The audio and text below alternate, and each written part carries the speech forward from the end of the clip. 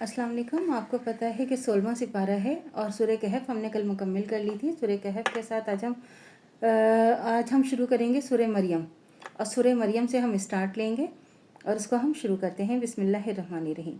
काफ हा या आइन स्वाद। ये तुम्हारे रब की मेहरबानी का जिक्र है जो उसने अपने बंदे ज़करिया अलैहिस्सलाम पर की थी। 2, जब ज़करिया अलैहिस्सलाम ने अपने रब को आहिस्ता आहिस्ता पुकारा।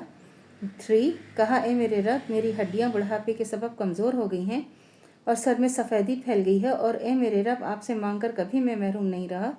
4, और मैं अपने पीछे अपने रिश्तेदारों से खौफ खाता हूँ और मेरी बीवी बाँझ है, तो मुझे अपने पास से एक वारिस अता फरमा। 5, और जो मेरा और याकूब के ख़ानदान का वारिस बने, और ए मेरे रब, इसको खुश अतवार बना। 6, ज़करिया अलैहिस्सलाम ने कहा कि ए मेरे रब, किस तरह मेरे यहाँ लड़का होगा,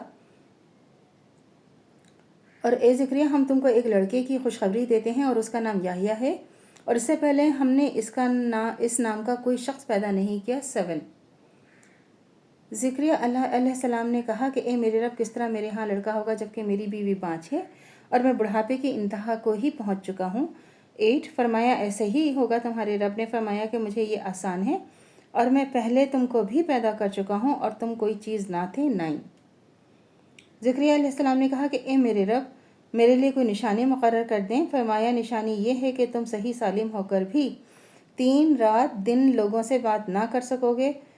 10, फिर ज़करिया अलैहिस्सलाम एक दिन हुजरे से बाहर आए और अपनी कौम से उनको इशारे से कहा कि तुम सुबह शाम अपने अल्लाह की पाकी बयान किया करो। 11, ए याहिया, किताब को मजबूत पकड़े रहो, हमने उनको लड़कपन में ही दानाई अता की थी। 12, अपने पास से उनको शफ़क़त और पाकीज़गी भी इनायत की थी और वह बड़े परहेज़गार थे। 13, और अपने माँ बाप के साथ नेकी करने वाले थे और सरकश और नाफरमान नहीं थे। 14, और सलाम हो उन पर जब वो पैदा हुए, जब वो वफ़ात पाएंगे तो जब वो ज़िंदा होकर उठाए जाएंगे। 15, और इस किताब में मरियम का भी जिक्र कीजिए जब अपने घर वालों से अलग होकर एक मकान में चली गईं जो मशरक़ की जानिब था। 16, तो उन्होंने कहा कि इनके सामने पर्दा डाल लिया तो हम उनके पास अपना फ़रिश्ता भेजा तो वो ठीक आदमी की शक्ल बन गया।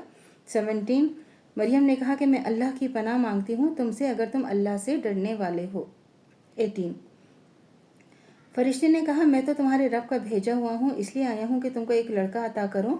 19, मरियम अलैहिस्सलाम ने कहा कि मेरे यहाँ लड़का कैसे ही होगा जब मुझे किसी बशर ने छुआ तक नहीं और मैं बदकार भी नहीं हूँ। 20, तो फरिश्ते ने कहा कि यूं ही होगा। तुम्हारे रब ने फरमाया कि ये मुझे आसान है और हमको इसी तरह पैदा करेंगे ताकि लोगों के पास अपनी निशानी और ज़रिया रहमत बनाए, और ये काम मुकर्रर हो चुका है। 21, फिर वो बच्चे के साथ हामला हो गई और इस हमल को लेकर एक दो जगह चले गईं। 22, ये जो हज़रत मरियम अलैहिस्सलाम का आपको पता है ये पूरा क़िस्सा है, इसको मैं इंशाल्लाह कल आपको सुनाऊंगी कि वो किस तरह हज़रत मरियम अलैहिस्सलाम जो है वो अल्लाह की एक इबादत किया करती थी, और उसमें जो है बिल्कुल सिर्फ़ अल्लाह की खाली इबादत में ही मसरूफ़ रहती थी, और इनको जो है हर खाने और हर चीज़ अल्लाह ताला की तरफ से अता होते थे।